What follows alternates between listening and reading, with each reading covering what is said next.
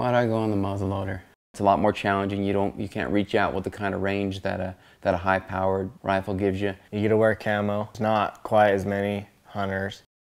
Well, before you go hunting every year, you got to go sight your gun in, make sure that it's good, make sure you're comfortable at least 100 yards. I like to make sure my gun's sighted in really well, so I'll shoot it a few times and let someone at the range who's certified and has the equipment to really dial it in really good. As a hunter, I think we owe it to ourselves to make sure that when we do make a kill, that it's quick and clean.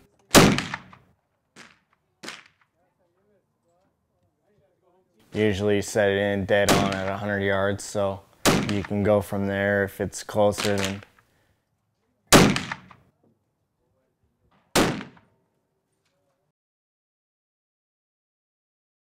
When we got up hunting, we had to put our scent killer on, get our camo ready. With that style of hunting, you just want to be really slow. You're not making quick movements. You're trying to spot the deer before they spot you, which is really, really hard because they have better sound or better hearing, so they hear sound better, and their sense of smell is very keen. So you're really watching the wind, you're watching what direction you're going and the speed you're going and how much noise you're making. You don't want to hike a whole lot. You want to sit and watch and just kind of sit there for a little bit and see if anything feeds into you. Since you're trying to get so close, you want to make as least noise as possible. Yeah, that opening morning we took a nice walk down a hill that my brother took a deer from the day before.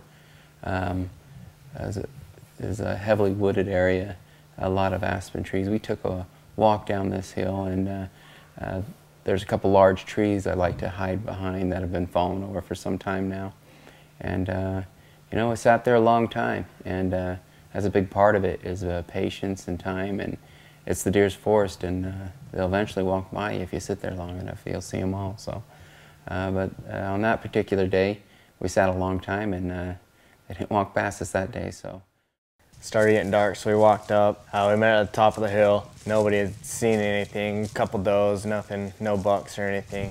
Where's your deer? In a box back at camp? See anything?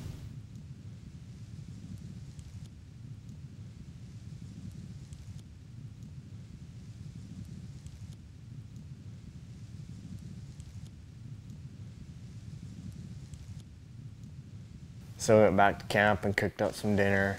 Talked about where we were going to go for the next morning.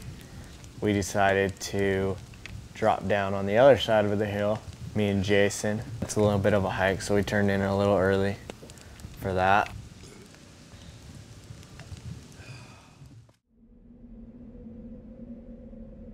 We wanted to get up about 5 o'clock and start heading down in the dark before it got too light. It was a long walk. We got up before dawn, about 45 minutes before dawn, and you know, it's a good 1.5 mile walk down to where we wanted to be and walking those trails.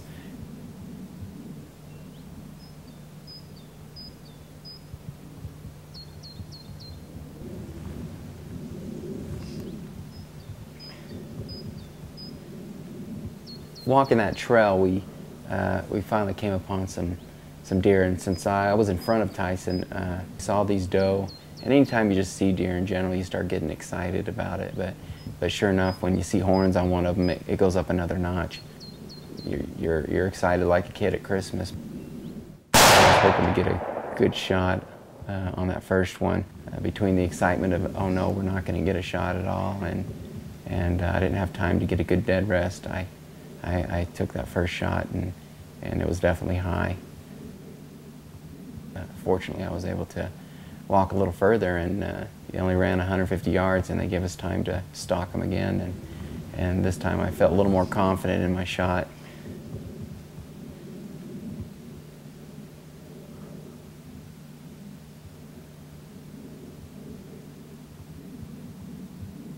But I probably should have gotten up a little closer because I missed again.